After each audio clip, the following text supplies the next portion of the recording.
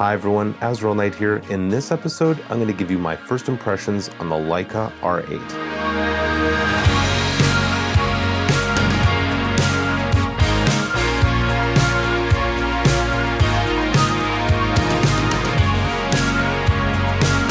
This is a 35mm SLR from the mid-1990s, and it was called like the finest SLR of its time or something like that by Popular Photography.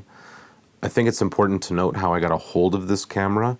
Somebody actually loaned it to me, and when they first private messaged me, I was reluctant. I said, I've done this before. I'd like to take a minute to thank Jake for loaning me this camera, and I'm going to do my best today not to drop it. And it cost me a lot to ship it back to the owner, almost the cost of the camera itself, and it took a lot longer to ship back than I think the owner was expecting. So there was a lot of nervousness around it too. I mean, sending it to London and back was a big deal. But I explained all of that to our Leica owner, and they messaged me back and they said, I live in Calgary. And obviously that put a lot of my reservations to rest. So I met up with them, and yeah, here it is, the Leica R8, and it's not even mine. So who would be crazy enough to loan me their Leica camera? I'd love to tell you, but I can't because they have decided to remain anonymous. But I can tell you that this is their baby. There was a whole story behind it and everything. For this test, I'll be shooting with the Summicron A 35mm f2 and a Leitz Canada 135mm f2.8. Before we begin, I should let you know a few things, and I think you should buckle up for some unpopular opinions. I have never used a Leica, mostly because of money, but also because I couldn't care less about the brand. I also have even less interest in the rangefinder models because I don't like rangefinders. And while there's no denying the quality and history of Leica, I find photographers on social media rely too much on bragging rights to pump up lackluster images. As an outsider of both Leicas and rangefinders, I find the circle jerk on media platforms like Reddit a little frustrating, and this isn't the first time I've expressed this opinion. If you went out tomorrow and bought a $500 pair of scissors, could you open up a barbershop and start cutting hair? If you wanted to cut hair, would you start with a pair that expensive? Probably not on both accounts. For my field test, I went to a small town called Carseland, Alberta, population 500, just east of Calgary. Let's take a look.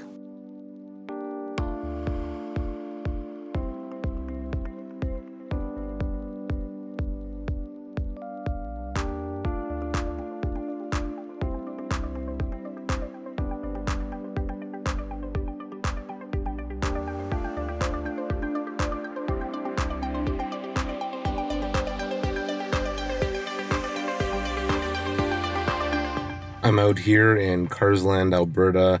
I'm ready to test the Leica R8. I would say the temperature right now is just a few degrees above freezing. There's no snow on the ground, but there's some snow in the grass. We just had a massive dump just a couple of days ago, and everyone's still waiting for that to clear up. And because it's the end of April, even as Canadians, we're a little frustrated. I know I just said this last episode, but I find myself again intimidated by the camera. Not because I think it's too much camera for me, it's just the price tag and the fact that it's not mine. Parking in a small town is not nearly as restrictive as it is in the big city, but I am going to try and find somewhere decent to park first, and somewhere where I'm going to remember where I parked before I start walking around. Of course, I spoke too soon. As soon as I started driving around, I noticed, hey, there is nobody parked on the street right now. And then I noticed the signs, and there's street cleaning going on right now. So the whole city's parked on their lawns, on the driveway, but they're not parked on the street, that's for sure.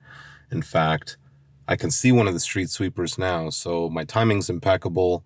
I've done a few episodes where I've parked illegally, and I've thankfully come out of it unscathed. So this time I parked up on a lawn by a school.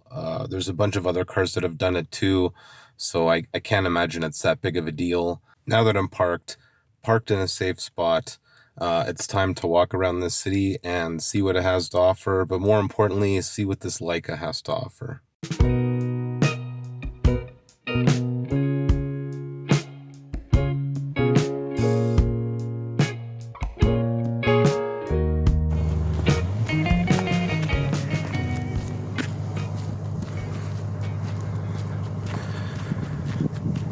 I've already blown through an entire roll of film.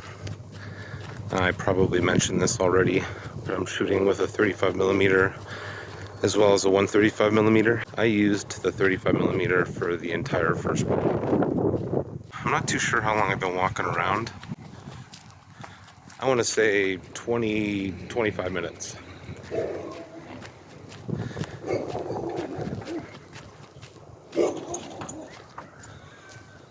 Sounds like a big dog. So yeah, 25 minutes. I shot my whole roll already. I saw a train. Again, that tends to happen out here. I already passed this really neat hotel, and I snapped a few shots off of that, as well as this Canadian flag.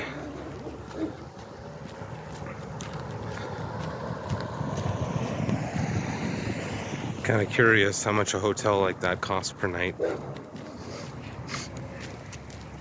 I'm like, why is it so bright out here? Why am I squinting? Oh, so much better.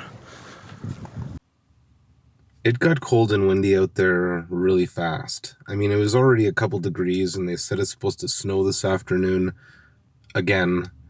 However, I went into this little mom and pop shop to kind of snoop around. It was a convenience store / thrift store, and I spoke to who I assume is the owner there for a few minutes to see if she knew any good photo ideas. No sooner did I get out, though, was it just blowing snow for about 10 minutes, and now it's calmed down, but it's still kind of bad. I made it back to my car with only shooting about 9 frames of my second roll. I'm going to be shooting the 135mm exclusively for that second roll, but I think I'm going to hop out of Carseland and hit another town. I'm in my second town now after Carseland. First, I hit a little hamlet called Cheadle. I blinked and it was gone, so I just decided to move on to a place called Langdon, and not a whole lot of interest. While I'm not hell-bent on finishing this second roll, I would like to get a few more shots with the telephoto lens just for good measure.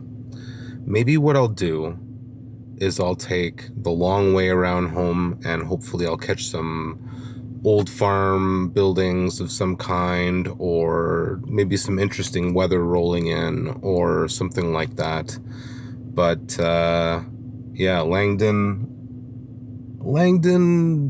and Cheadle, not so much on the delivering.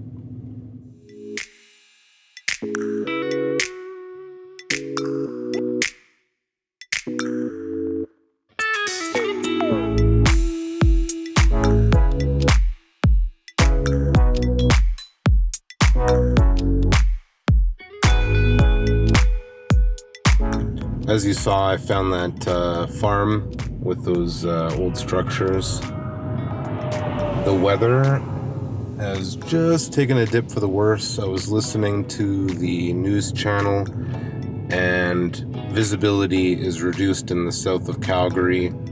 Wind has definitely picked up. I'm on about shot number 27 of my second roll, so I'm just going to book at home before the weather gets really bad. Unless there's like a Loch Ness monster in the middle of the highway, I'm just gonna call it a day now.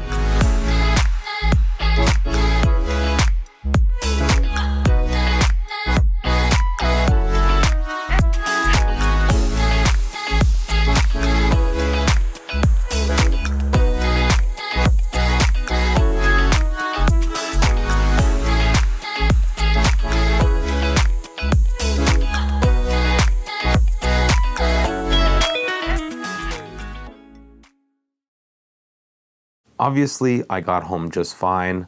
I developed the negatives right away. I got them scanned in. I was very happy with the results, though I did run into some stuff I'm going to get into. But first, here are the highlights.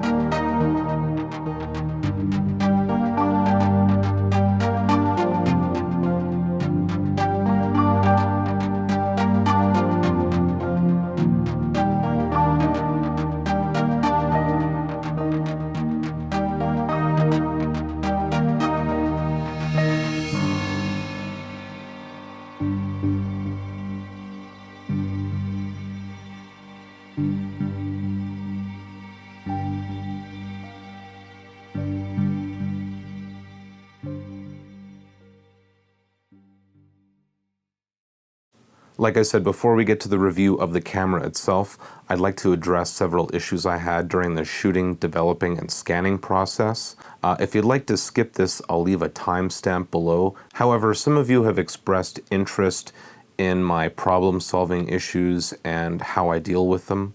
This photo illustrates two of my issues. The first is this thin line going all the way across. Now you're probably thinking, that, sir, is a speck of dust scratching your film. But you would be wrong.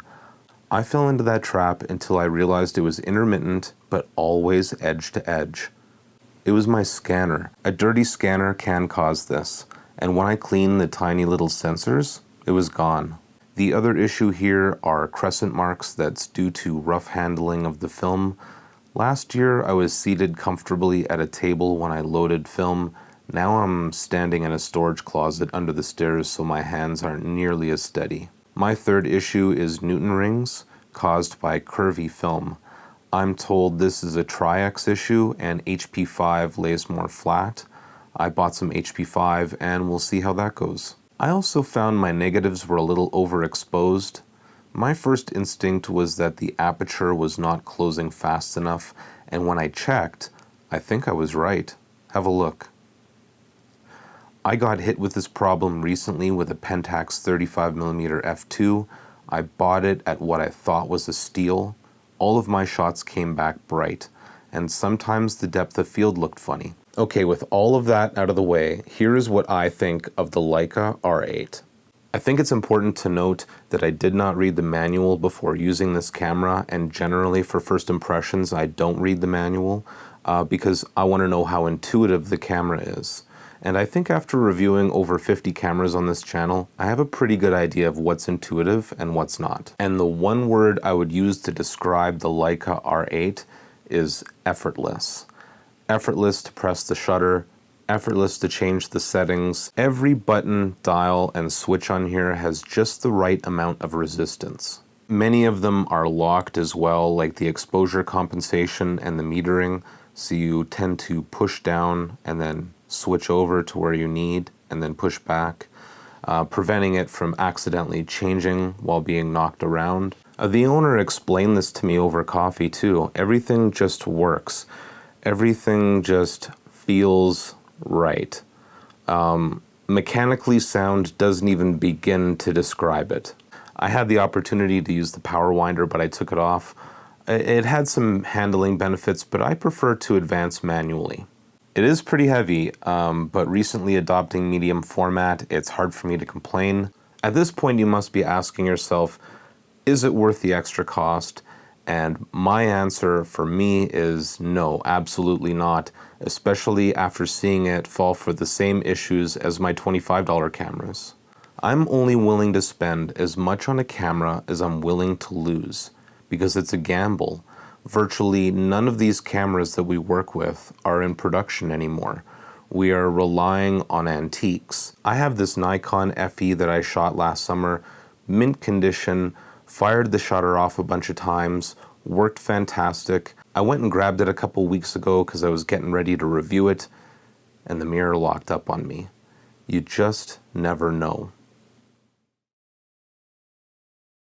I would like to thank the camera donator again for giving me the opportunity to shoot something outside of my price range.